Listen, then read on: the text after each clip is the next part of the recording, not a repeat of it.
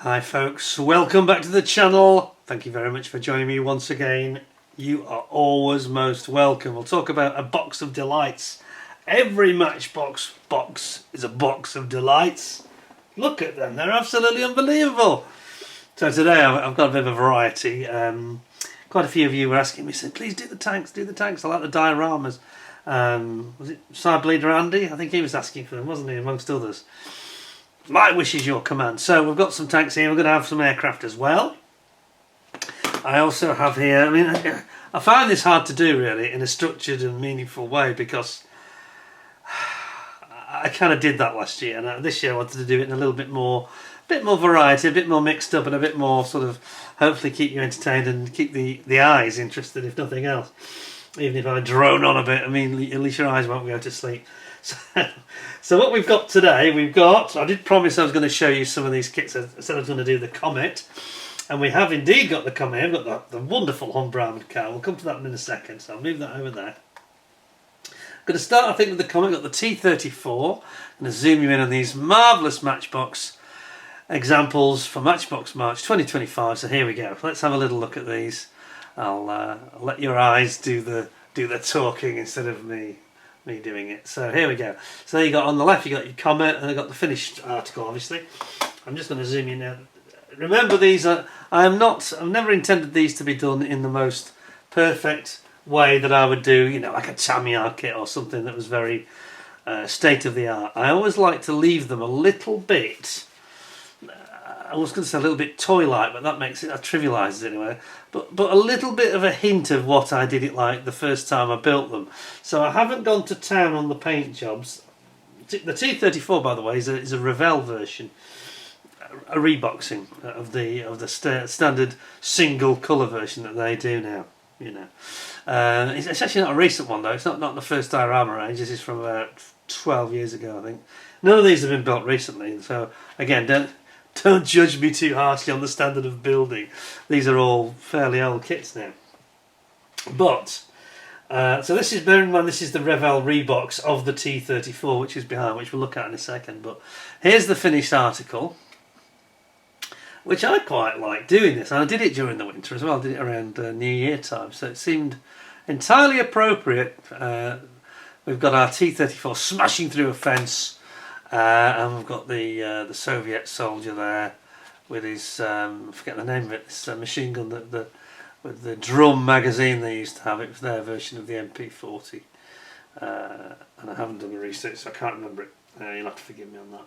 But yeah, we've got our T34, we've got machine gun on the top. I even did the sort of snow effects on the ground. It's that slightly dirty snow from the churning of the mud and the tank tracks going through it. And as I say, it's crashing through the fence, and it looks damned effective. And remember, these were kits that the first time round, this was about 30p, 25 to 30 pence for this kit. I have to tell you, if it has one weakness, you can probably see the tracks don't look too healthy. But they actually came out of the box like that, so I've just built it as is.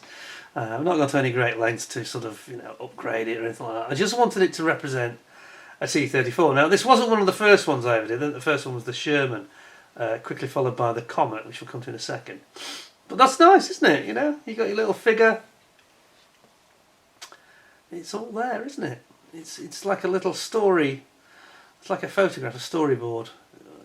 All of its own, literally for pocket money. And then behind we've got the actual kit, which I'll show you in a second. And this is one of the original issues. And this was a little bit later. I think it was 76, was it? Yep, 76, right. So yeah, this came out in 76, a little bit later. Beautiful artwork from Roy Huxley, the late great legend that we lost recently, sadly. And indeed, you can sort of see there's actually a Panzer II that's been knocked out in the background. See that? Obviously, that's had a tough time, and it says here that it's in Stalingrad, in fact, on the streets of Stalingrad. And that Panzer II that's been knocked out, by the way, I haven't got a finished one, but we do have a couple of examples of that as well. That's what it should look like when it's not knocked out, okay? So there you go. Anyway, so that's the T34 finished example. So why don't we'll have a quick look at the actual kit. I'll do this very quickly because I appreciate this. I can get lost into these, and we could be here forever. So here we go. So on the back, of course, this is the original boxing with the window. There are later boxings, and I have one here actually. This is the Grunpunkt. This is from the early 90s because it's got the green dot, the Grunpunkt on it, and it doesn't have the window on the back. This is the original with window, showing its original colour, so quite appropriate really. It was pale blue.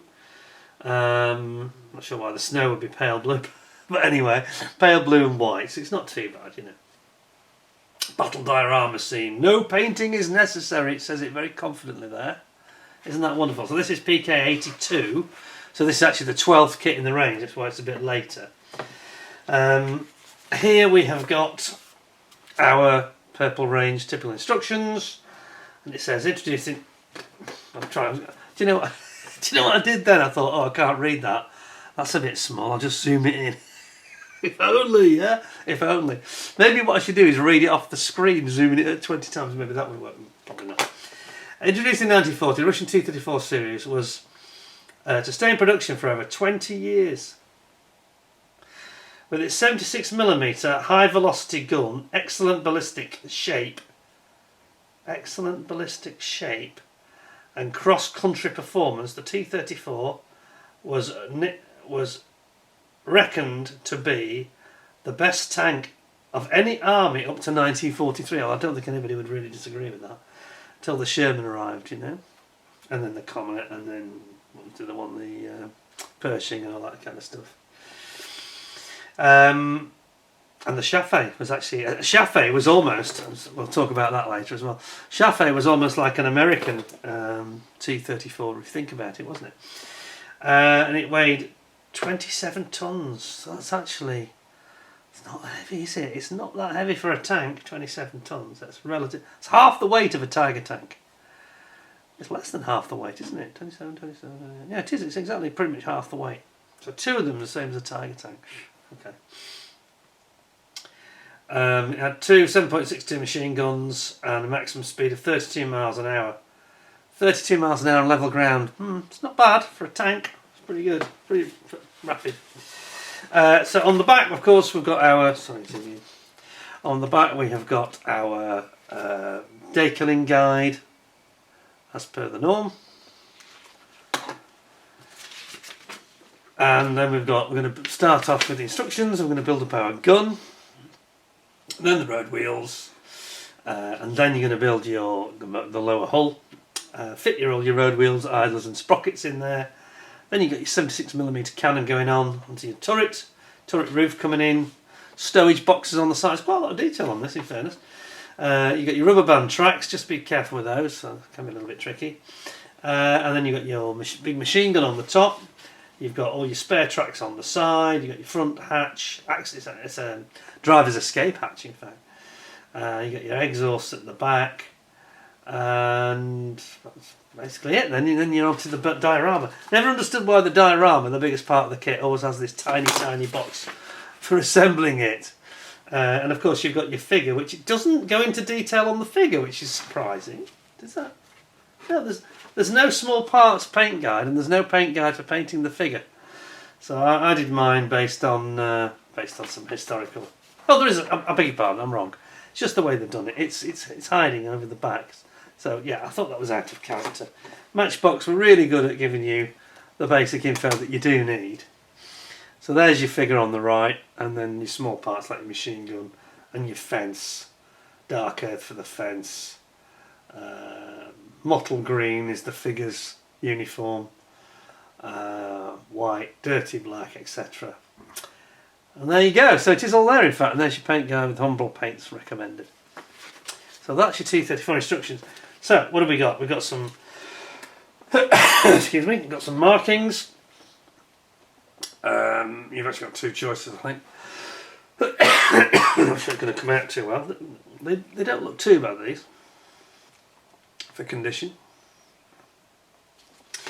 And then we have got, and remember this is the actual Matchbox original. What do we say in my previous video about variations in colours? Well, here's a variation for you. So we've actually got, in fairness, it makes more sense, this does, than the pale blue that it originally had. It's actually like it's a cream, isn't it? It's a cream colour. Not sure if it's coming out on the camera. I would say that was like double cream, the colour of this, which is probably quite realistic for snow-covered ground, you know. And then everything on there, all your wheels, road wheels, and your small ancillary parts and sprockets and drive wheels, they're all in this pale cream as well. And then you got like ice white as the main. You see the difference in the colours there. Quite a contrast. But that's actually better than the original blue. I actually had one that was blue, and I thought, what a wacky colour that is, blue for the ground, you know. It's like something that's somebody's been messing about with your iPhone and has played around with the colour balance or something. But it's a nice little kit, and as we know from the, you know, again putting it side by side with the finished article, which is there. I'll do it that way if you like. It's probably the best way to show it, isn't it? There you go. It does the job, and there's your little soldier, and you've got your turret on there, and your lower turret chin here. Sorry, that's the chin, and that's the rear. And then here's your fencing. You need to paint that wood colour brown. Red brown would be a good colour, wouldn't it? Is it XF64 if you're using Tamiya? I think it is. And then you've just got to build up your main hull parts there. And there's those little tiny dinky little exhausts. Look, upside down. There we go. The exhausts here. It's a really nice little kit. Having built it, there's your 76mm gun here, which elevates, of course. But I can speak from experience because you've just seen it, and it's a really nice kit. It's a really nice kit. Jason at Model Kit Stuff was asking me this question. He said, well, you should really recommend which kits people might like to try building. Well, building? What's he talking about? God almighty! You'll never go to hell if you keep building these, especially when you've got these originals like I've got. What are you saying? This is what you should do. See, I did the right thing. I'm in the clear because I had one or two that had very bashed boxes, and this was a Revell version, so who cares, you know, not worth anything. They're not collector's items. But going back to his point about which would you recommend, it's very difficult to say because they're all fairly easy, you know, especially these purple range. They're all fairly easy for a beginner to take up. I mean, as a child, I was building the Firefly and the Humber. Come to that in a second. No problem, you know. I don't think there's really one answer. I think that any of these would be good fun, especially if you get them in the. So the thing to do is don't get hung up about like what I've got just because I've got a collection. You know, don't get hung up about it. If you like the charm of them, and this is the thing about Matchbox. I think it's almost the key word with these really is charm, because they have tremendous charm, these kits. And I think that if you are charmed by them and you'd like to have one, especially the armour kits that I'm talking about that are in front of me now, don't get bogged down worrying about getting a Matchbox original. With these, just go and get yourself one of the Revell reboxes. So it's any of the 76 scale, pretty much most of them are Matchbox reboxes.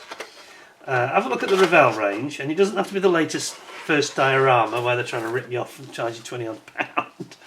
I think they've given up on that now, but I bought that T34. It had the sort of black box with some fairly crude artwork, and I thought not as good as Roy Huxley, that's for sure.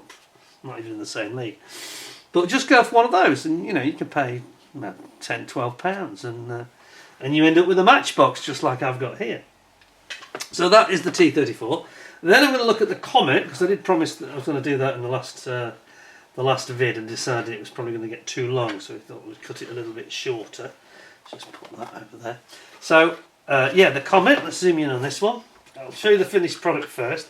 Now this is a classic one where I've done it half painted and half more like when I was a kid on purpose, but just to prove I wasn't lack of skill, I did do the base quite nicely. Look, again, half painted, half not, to try and recreate that Matchbox feel the first time round, you know. So it's got a puddle here. There's some oily water in it, but if you look very closely, you can also see all the barbed wire that it's smashed through. Can you see that? Barbed wire. Bit of a tree there. on our crumpled barbed wire and stays. This is in Germany toward the end of the war. It actually says on the box here, it says it's got the artwork here, and it says the 2nd Fife and 4 Fire Yeomanry, the same guys from the Sherman Firefly, with the Mark 1 Comet moving upwards in the Weser bridgehead in April 1945. So this is the last month of the World War II in the West, in Germany. And it's that's a very impressive, beautiful bit of art from Roy Huxley. And yes, indeed, he has actually signed this one. So we're not left in any doubt. See it there? Isn't that fantastic? All the guns. You wouldn't be allowed that today, would you? Guns. Every gun is firing. There is death and destruction and utter mayhem going on in that picture. Yeah. So, back to the Comet though. So I mentioned I've gone and sort of done half a job really. I've half built it really, half painted it. So I've left the wheels in their sort of original plastic as if I was still 9 or 10 years old. Or less.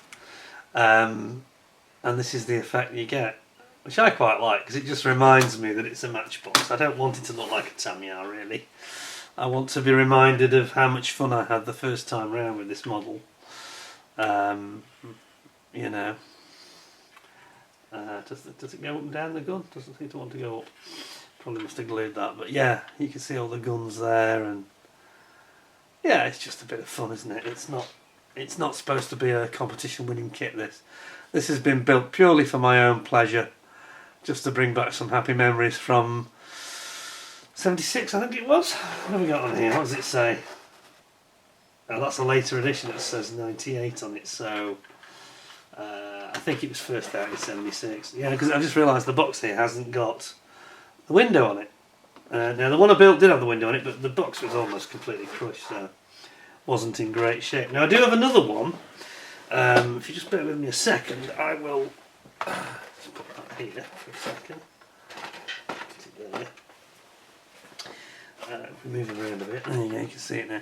I do have another one down here, but I think that may be even later still. Let me just check.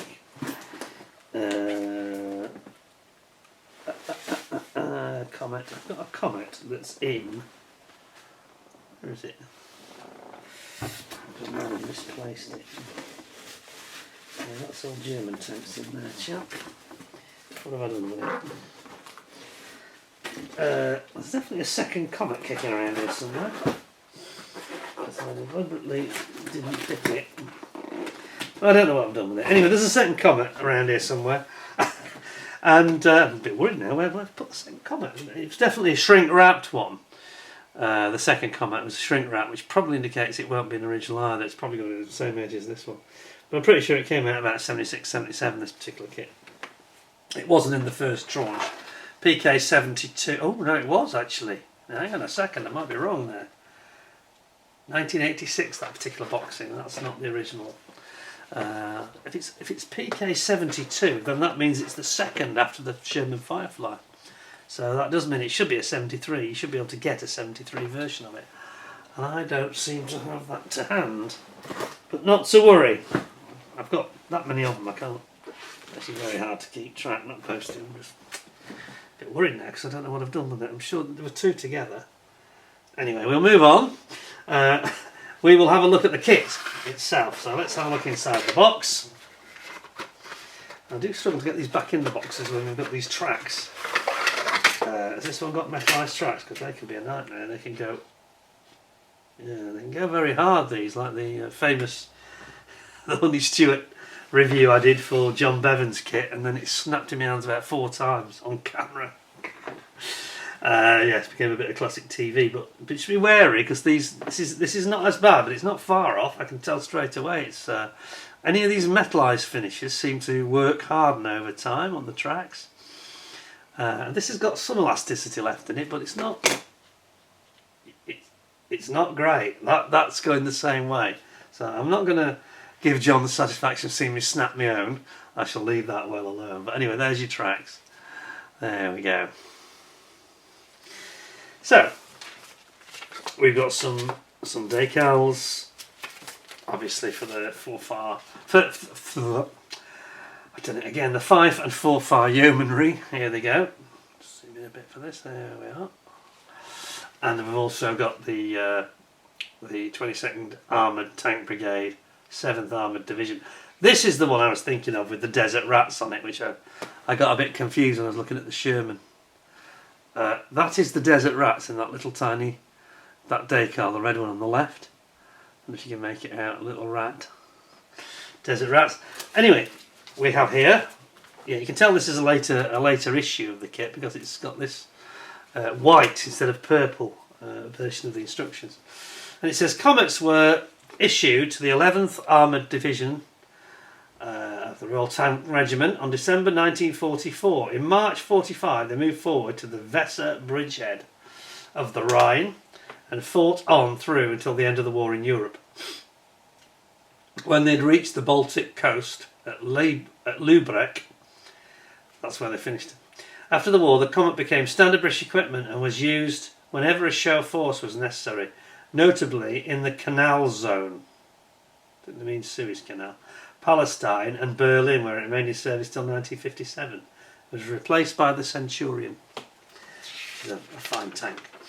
So, we've got our usual thing from Matchbox. We've got the, on the rear, we've got our decal guide, showing all the positionings for the right spots for the decals. One's called Long John Silver. I think that's the one that I've got, isn't it? My Long John Silver? Yes, it is. Yes, that's what mine was. As you can see, Long John Silver. And the other one is St Andrew. And then here we have got our small parts guide. So your machine, basically just a machine gun, your tow cable, and your cannon, really, which was a 76mm, wasn't it? It was a start again. It was a 17 pounder, I think, same as the Firefly. I think I'm right.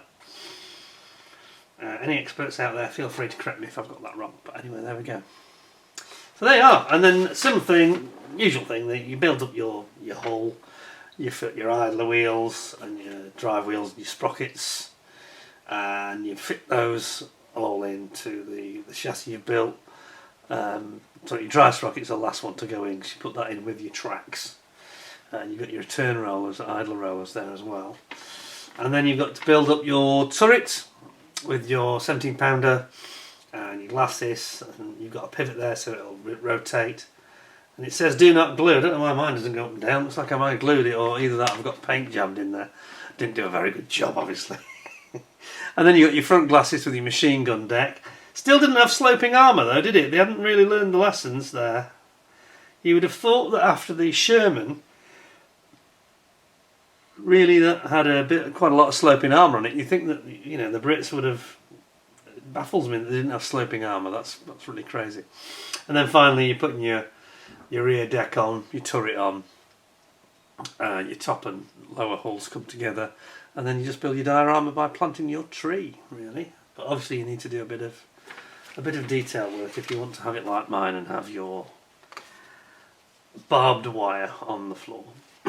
So, not much to see in terms of number of sprues, but we're going to have to move that, clearly. Over there, here we go. So here's your main sprue with your top deck and your turret on. Quite a detailed kit, this one. A bit more finesse to it, actually. Again, we've got our 17 pounder barrel, which is here. And you've got your front glasses plate for the machine gun and the driver's viewing slit. Your mantlet for the gun here. You've got your rear back wall here, the towing area, and a little bit of your tree branch there. And then interestingly, we talked about colours several times, haven't we? Look at this. This is actually a completely different colour. It shows it as, yeah, it's a bit vague actually. In the picture it shows it roughly as you see mine. Just show you the actual model finished again. Here it is. Now that lower chocolate colour is not painted, that's the actual plastic colour. But here we've got a completely different colour, interestingly. So they have gone for, yeah, something, I've got the right way around. No, it's that way, isn't it? That's it, that's the same way around. So they've gone for something completely different. It's kind of a very pale green. Verdigris sort of green. How strange. No problem. Perhaps it's better really in a way. I don't know. Strange though. Strange choice. So you end up with a sort of a dark green and light green mix. Think about it. You know, with your tank and your wheels. But it's okay. I think that works just as well. Anyway, so there you go. So there's your puddle that you need to sort out. And as I say, if you want to have yourself some barbed wire, it's all there. It just needs painting up and detailing a little bit. And your little fence posts that hold the barbed wire that have been knocked down. And then the usual thing, all the road wheels, which are quite detailed. They've got some bolt heads on them. And your sprocket and idler wheels, drive wheels. It's actually quite a detailed kit, actually, for its type. You know, it seems more detailed than the Sherman was, I think. It's a nice one. And it builds up very well. And another kit that is, going back to Jason's point and question, very easy to build. You know, nice one to build. They all are, though, really. There we have it. So that's your Comet. So that was a nice one. I think we'll have a change of, we'll just go to do the Humber and then we'll have a change of subject. We'll go and look at the Corsair, I think, for the aircraft fans amongst you, who will be champing at the bit saying, get on with it, we'll see planes. What's that called? Just got to be very wary. Yeah, I think it was a mistake. With hindsight, this is of course a bit of a mistake them using this metallic rubber, because it clearly, as John Bevan and I, you know, to our joint cost, he had to buy some aftermarket tracks, but he'd have had to do, and I think you need to do that with this as well, because there's no way that's going to work. But that's a really lovely kit, and again, you know, you see the final product, they're really nice, aren't they? Last but not least of these armour kits for the time being, don't worry, there'll be plenty more to come. We're going to look at the Humber. Probably one of my very favourite Matchbox kits is this. It's just so Matchbox, if you know what I mean. It's got such character, this kit. I just couldn't believe it. Such a nice sort of for a youngster to build as well. A really, really good little model. Now let's have a look at this. I'll just put that out of frame for a second. Now again, I've deliberately left this in a sort of matchboxy way, so I've only done the basic painting that's essential, because I wanted to keep it with its character. But it's such a tiny thing. I mean, it's only the size of a couple of postage stamps. It's so small. You know, you see my finger in comparison with it here. It almost dwarfs it, really. It's a very small model, and it looks okay. You know, it's got this animation to the scene with the commander looking out with his binoculars, and he's come to the end of the road where there's a destroyed building, and there's obviously a nasty puddle there. It's probably saying, why is it blue? I think it's got oil in it, really. Not sure that was the best colour, but anyway. But you know, I've done a little bit of highlighting, but I didn't basically paint the plastic, and it just works, you know. Unless you get incredibly close to this. Obviously this is 20 zoom, so you are close, but you know, with the naked eye, it looks painted. Nobody notices it's not painted, and this is how easy it can be. So if you're a relative beginner, or if you're returning to the hobby, there's kind of nothing not to like here. And it's one of those feel-good models where you build it and you think, now I know why I remember them being so much fun, because they were a lot of fun, this kit. Absolutely brilliant. So let's have a look at the actual the box, which has got, this is a dug post. I did mistakenly, when Roy Huxley sadly died, I mistakenly accredited this to Roy, but it's actually Doug Post that did this particular one, and he did quite a few of the armour kit ones. I think he did about half of them, possibly more. This is the one that's got the terrible printing, black over black. Or black over very dark brown, it's almost impossible to read. Anyway, it's basically in Libya. It's a big dust up going on with the Africa Corps in Libya. But what a fantastic piece of art it is, absolutely amazing. Very much up to the normal standard. A lot of violence, all the guns are firing, explosions are going off, you know. Wouldn't be allowed to do that anymore, would you? So this is PK75, so that's the 5th one in the actual range of the Matchbox armour. On this side you've got a picture of it, the Humber sort of side and profile view, front view. This one is actually in a bag, so I'll get it out for you. So there you go, it says no painting is necessary, decals are supplied with battle dire armour. Check it out. How cool is that? And you get the 12th Royal Lancers or the 5th Royal Tank Regiment options, both in North Africa and the Western Desert 1942. So, without further ado on this one, if I had to vote it, I'm not sure I could actually vote for one Matchbox kit as my favourite, but this would probably be my favourite armour kit, because it's just so nice and so... It's quite hard to explain really, but I made this model at an age where it was very affordable and left an impression on you. Great artwork, brilliant little kit inside. There's nothing not to like, you know. Let's just take it out of this. So it's in the back. Yes, it's in a bag. Okay, so is that everything? Yes. So we have got, first of all, fortunately, the decal paper never lasts very long. We've got the desert rats again, of course. This is going to be small. I'm going to have to get in close with this, I think. Here we are. Sorry about the noise in the background. That's just my central heating boiler, which is now fixed. Thank you very much, those of you that are asking. It's now been fixed by the engineers, finally. And it is going very cold here again. We've had some lovely spring weather, and it's now going to... Well, having an Arctic blast. Not where this was used though. This was used in the Western Desert, and there's your desert rats. Yeah, or you've got the 9th Royal Tank Regiment, or the Lancers on the other side. Whoops. Lancers is the other option. Okay, so just give you a quick write-up of what they say here, and this is the proper original purple range, purple instructions. First introduced in 1941, the Humber armoured car was first used as a light mobile reconnaissance vehicle, and as such were often in action.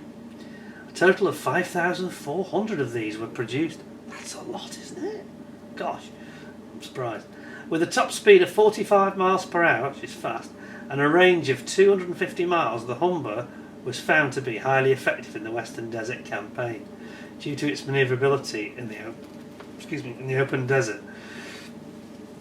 Although the engine life was reputed to be only 3,000 miles. Lord, it's like a Formula 1 car, isn't it? That's not too good. Oops. Mind you, probably more than enough. Probably gets knocked out before then. Oops. Humber armoured cars also served in Europe and in anti-aircraft capacity with the Armoured Car Regimental Headquarters. Ooh, okay. So, on the back, usual thing, it's got all our decals for you to see. Not a lot of decals to worry about, so this will be short, won't it? There's not a lot there, really. Just those, doesn't even have, they just have a number, don't they, and just shows which squadron they're part of, really. And then on the inside, oh, it's a bit vague. Oh, the printing's not very good on this one actually. It's a bit light, a bit faint. So you're building up your hull, and then there's quite a lot of small parts because you've got all the separate wheel arches, sort of fenders that go around the wheels. You've also got the grills on the back of the engine, and you've got the base of the turret, and then it's got the drive differentials, which is quite cool. I'm glad they did that. That's very well done. So you can see the differential drive system, how it works, and it goes in there. Then you've got your gun mantlet, and it's basically a heavy machine gun and a small cannon, isn't it, really? Does it say what the weapons were? Yes, it does. 15mm machine gun and a 7.92 Besser machine gun. Besser? 15mm and 7.62. Not much armament, is there really? That's just going to bounce off most heavy armour, but of course they were up against the German Panzer IIs, weren't they? Panzer II, Panzer III, I think. Panzer III, you'd be in trouble, wouldn't you? Anyway, then you've got to split, you've got to split the hatch in half. It's got like a groove down it, but you have to split it. And then you're going to build up your hatch, and complete with your hatch cover that's split in two. Then again, a very small detail of how you are actually going to build up your diorama. And then at the end, you sort of bring everything together, bring your turret down, put your wheels and tyres on, having assembled them here. A couple of stowage boxes, spare wheel on the side, and water carriers, etc, etc. And there you have it. That's your armoured car. Your Humber is done. Wow, it's quite involved, isn't it? There's quite a lot of parts, more than you'd expect, perhaps, relatively speaking. Something so small. So here's the first one, and I do like this because it has this figure in it.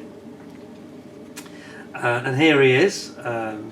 And it's really well moulded, I think this is. Just have a look at the figure first of all. Here he is with his binoculars, looking out. Which I think they did really, really well, actually. Nicely sort of conceived is that. And it really does add to the scene. Then you've got obviously your diorama base. And then we've got all our road wheels, tyres I should say. We've got the here's the differentials for the drive system. That's the tyre that's sticking out of the pool, muddy pool, oily pool. Here's the actual axles themselves, here and here. And then you've got your lower chassis and leaf springs here. Sorry about the heating, it seems very noisy today. It must be because it's working out harder because it's colder. It's not going to go faulty again, enough of that. I'm not playing any more builds out. Anyway, there's that, and then over here we have got the sides of the hull, basically the main hull sides, complete with detail. If you look carefully, you've got like a spade on the side moulded in. Then you've got your fenders, you've got your road wheels, the actual steel wheels, top of the turret. Here's your wall, bit of wall that goes in the diorama of the building that's been destroyed. Just zoom in a bit more for this. And then we've got the mantlet front of the turret, and we've got the cooling hatch at the rear, goes over the back of the engine, and there's the grille on top. And then the very top of the hull, complete with driver's observation slit. And then the other side of here, oops, the other side of the hull, and again more tools on the side of the barrel cleaning rods, and they're like levers, I think, for like tyre levers and that sort of thing. There's also a chain, you see the chain there, moulded in, like a tow chain. It's nice, isn't it? It's a real classic, this, in my view. I think it's an absolutely gorgeous little model, really. Definitely one of my all-time favourite Matchbox kits. I'm not saying it's the best one, but there's just something that, when I was a kid, it gave me a very warm, fuzzy feeling. It was kind of cute, if you know what I mean, for an armoured vehicle, anyway. And it was really nice and easy to build, you know. But it's actually not one of the quicker builds, actually, because there are a lot of small parts. A little bit of detail needs adding on it.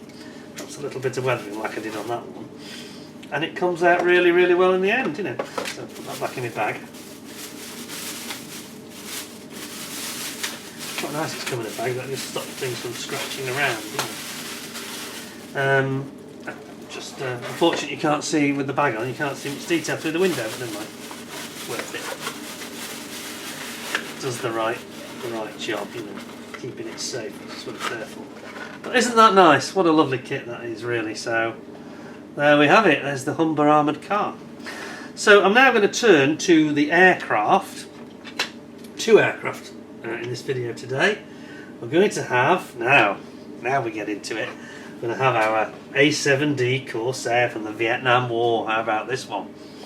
So here we have the completely finished kit without painting, where I've done it true Matchbox style, which I don't usually do, even with my Matchbox models. It's not what I would normally go in for, and it's got the folding wings, so it actually has a wing. It's not a brilliant hinge system, I have to say, but for space reasons I actually have that folded in my cabinet because it just makes more sense. And then underneath, of course, you can see that if you look closely that I've actually done some detail work in the cockpit. I don't know if you can make that out really. Quite a lot of detail work in the cockpit, so it's not completely unpainted. I just haven't done the main scheme painting. And you've got this tremendous array of bombs, of course. I think, is it, how many is it? It's 12 per side, 24 bombs, 2 drop tanks and 2 Sidewinder missiles. I think the Sidewinders, 2 air missiles. So you can see it's got a lot of, this one didn't disappoint in terms of the, you know, the artwork, which was incredibly dramatic. There it is, dropping those bombs. I know I'm zoomed in, but unlike the Buccaneer, which had lots of bombs promised and nothing inside, this was the opposite. This has got many bombs, more than needed, and quite fiddly as a youngster to work on, actually, to be honest. So it's probably not the one for the beginner. It's even got I don't know if you can see, it's got a arrestor hook as well there. Don't know if you can make that out. Yeah, there it is, arrestor hook at the back. But yeah, I just wanted to make this like I made it the first time, so I deliberately didn't paint it, which is kind of a shame in a way, because actually it's one of the more interesting schemes, I think, the Southeast Asia scheme. So if I was to build this again, I would do it properly and give it a full paint job, but just wanted it to be like I did it the first time, so I'll put that over there. Here's the wonderful artwork, in my opinion one of Roy Huxley's very best artworks. And I saw that in the shop window, and I didn't know anything about the Corsair at the time. I just wanted it immediately. Just dramatic and violent. And just makes the young mind sort of on the pulse race a bit, you know.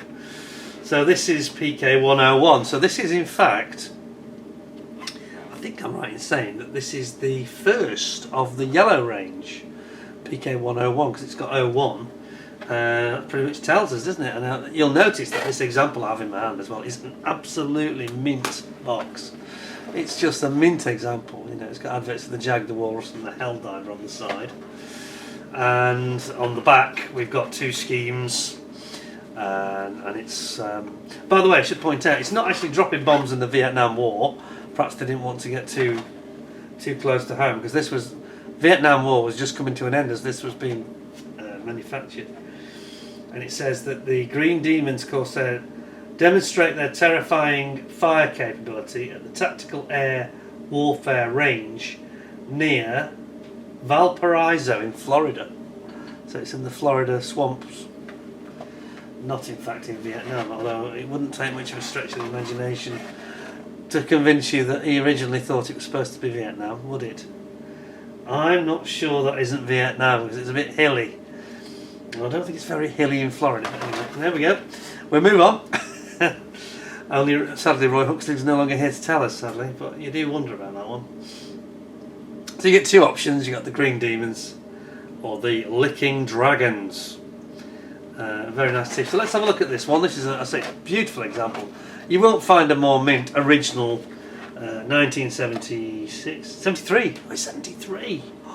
So this is, actually I'm wrong, so this is before the Vietnam War was finished, 2 years before. That just convinces me even more now. Right, I'm going to try and pop it open very gently, because it's a mint example of this.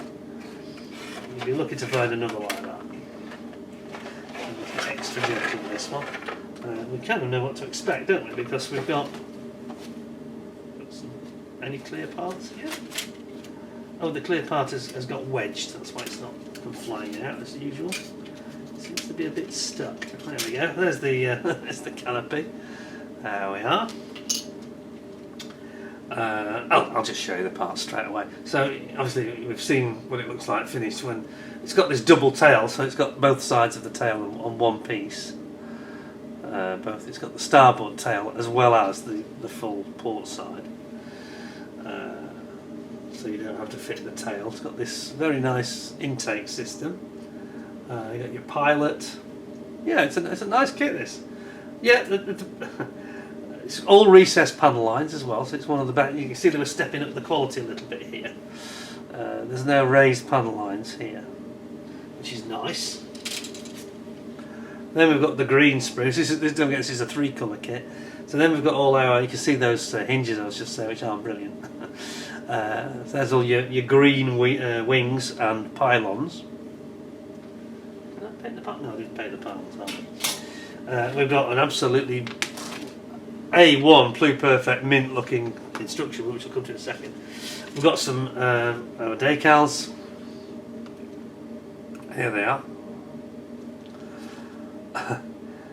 Which are very nice. Nothing wrong with them. They look quite useful in fairness. And then finally we have got the bombs and all the other ancillary parts, and you can see here there's quite a few of them, as I said.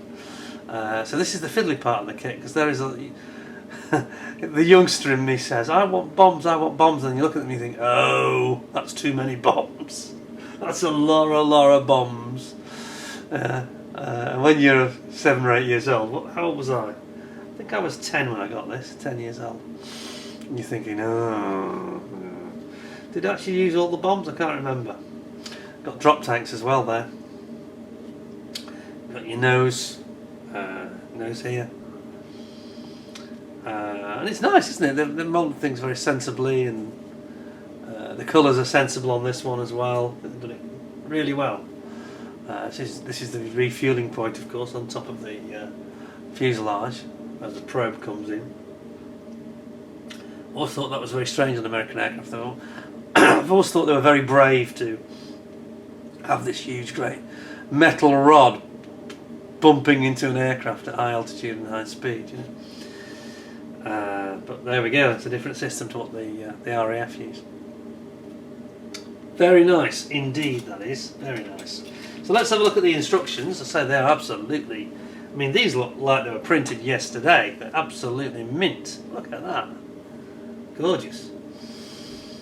575 knots it does. It says the aircraft was designed to compete in the US Navy competition for a VAL design. VAL design. The requirement being for a low-cost, small aircraft capable of very heavy loads with a long range. Well, for carrier landings, obviously it doesn't actually say that, but it should. Based on the earlier F8 Crusader, the A7D, sorry, I'll zoom back to this. No point in you reading it while I'm reading it. A7D has met or exceeded in its design requirements and is noted for its effectiveness, particularly in respect of easy maintenance. So they could get at things well. Not like the Lightning then. Oops. Oopsie poopsie, I've said it again. Although primarily intended for Navy use, the A7D variant was also developed for the USAF. Excuse me. And is heavier than earlier versions, the D. The aircraft is equipped with a considerable number of black boxes containing computers, radar, HUD, head-up display, and other sophisticated systems, which was new then, of course, in 73. Phew, better believe it. The effectiveness of the machine is demonstrated by the fact that the A7D has completed 4,000 hours of combat flying without a single operational incident. The aircraft is nicknamed Slough. Short, little, ugly fellow, they say. That's not really what the US Navy guys used to call it, but you know what I mean. Very impressive. The only thing it doesn't say is it was still in. Makes it sound like it was finished in service, but it was still in service and still bombing Vietnam when this came out. I love this structure leaf, but this one is a really good example. It's well printed and nice and clear. Let's have a final zoom in on this. Usual thing, pilot and seat going together. Then you've got your air intake for the nose, chin intake under the nose. And you've got your jet pipe going in there. They've actually got a separate jet pipe, which is good. People complained, just remembered, just zoom you back. People complained, people were saying in the chat, by the way, quite rightly, about the Buccaneer, which I talked about in the previous video, which I should have pointed out, that it didn't have any tailpipe, it didn't even have an open recess, it's just all almost like it had a cover over it. Didn't look too good really, that was a bit silly. That model was not one of Matchbox's finest kits. There was a number of areas where, you know, there was that was the thing I forgot to mention. It didn't have the opening speed brake, air brake at the back, and it didn't have the bombs, so all in all, a bit of a disaster, whereas this, spot on, you know. And this came first. That's what's a bit strange, really. Anyway, let's have a look here. So we've got... Zoom, keep zooming, that's it. So then we've got the canopy going on, your nose gear goes in there. Then the canopy comes down and the nose tip goes on and the refueling port goes on. And then you're going to bring in your upper and lower wings with your folding wingtips with those hinges. And you've got your horizontal stabilisers, main gear legs, and then here we've got the rester hook, all the main gear going in together with the wheels and tyres going on. Then we've got all the doors to go on. There's quite a few parts in this one. And then many bombs. And these be snake eye bombs? Or was this before the snake eye? I think it might be snake eye bombs, not sure. It doesn't say. Or does it? No, it doesn't mention them. And then you've got the other armaments. So you've got the drop tanks. I mean, you don't have to have the bombs. You can just have drop tanks and the air-to-air missiles. They go on as well. And then finally, you bring all those pylons on. Quite fiddly, actually. I've got to be honest. It's not really a kit for a beginner. This one. As I said, there's a lot of parts, but it's a lovely kit, you know. And then you got your paint guide. Whoops, zoom back a bit. Paint guide there.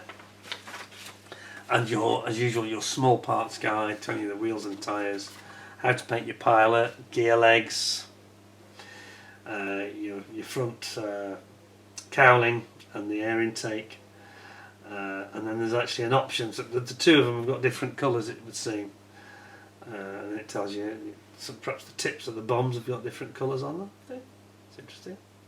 36, 40, 36. What's that mean? A little bit confused with that. What's it trying to say there? Am I missing something here? 3 different colours on the bombs and the missiles by the looks of it. But a really nice, I mean, that is an original Mark 1 version of the kit from 1973, and it looks like it was made yesterday. 52 years ago that was done. Yeah, pretty impressive. Yes, I like that. I like it a lot. So, I'm just wondering if I can get it back in cleanly this time. We shall try. That is one of my nicest kits, Matchbox kits, I think. I've forgotten my decals, haven't I? Just into the bottom of that. There we go.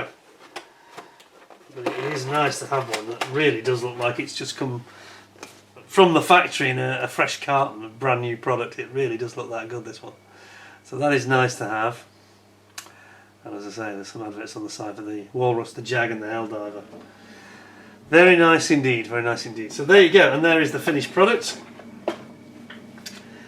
If you choose to go the full Matchbox style, whoops, sorry, zooming in and out, make you dizzy. The full Matchbox style with the folding wings. The other wing folds as well, of course. Fine. There you go, folding wings. So it just takes up less space on the carrier, doesn't it? So there you have it. So that's your A7D Corsair. And with that, I think I'll call it a day today, because I don't want to make these videos too long. And they are inevitably going to be long. So next we're going to be looking at, I'll give you a little taster to whet your appetite. We're going to be looking at the Hawker Harrier next. Yeah, in the next video, Matchbox's Hawker Harrier. Look at that. What do you reckon? That's the next. Coming soon. I'll pop it over here. Oops. Stick it there for you. In the very near future, that's the next one we're going to look at. And I think it was actually my first ever Matchbox kit, the Harrier. I think I had the Harrier and then the Spitfire. So stay tuned, folks. Stay tuned. Hope you found it interesting and enjoyable. Seeing all these different things, especially when I've got before build and actually after build. Somebody said to me, you should build some of these. Well, there you go.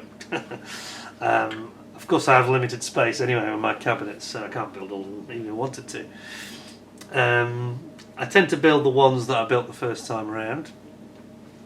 So we'll look at the Harrier. I haven't got many more finished kits apart from the Puma. We'll look at the Puma and the Chaffee. Got the Chaffee here, we'll be talking about that. And the Vespi, the one that famously has the mechanic with the oversized spanner in his hand. Which a lot of people, I know Jason likes that one, doesn't he? He told me. Yeah, and there's some real great memories, I hope, bringing some of those back for you. It's nice to have this nostalgia and see them again, I think, isn't it?